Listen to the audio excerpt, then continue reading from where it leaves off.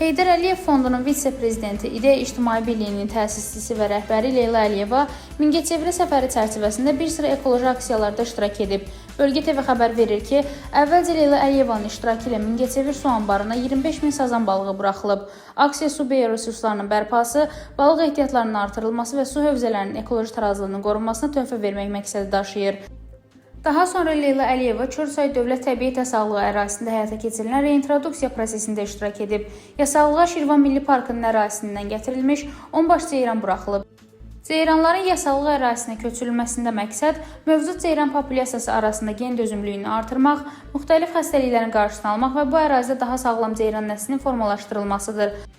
Hazırda Çorçay Dövlət Təbiət Yasalığında ceyranların sayı 810 baş təşkil edir. Səfər proqramı çərçivəsində həmçinin Mingəçevir şəhərində ağac əkmə aksiyası təşkil olunub.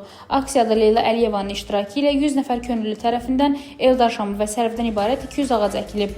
Eldar şamı və sərv quraqlığa davamlı, regionun torpaq iqlim şəraitinə uyğun ağac növləri kimi ətraf mühitin mühafizəsi və yaşıllıq zolağının genişləndirilməsi baxımından mühüm əhəmiyyət kəsb edir.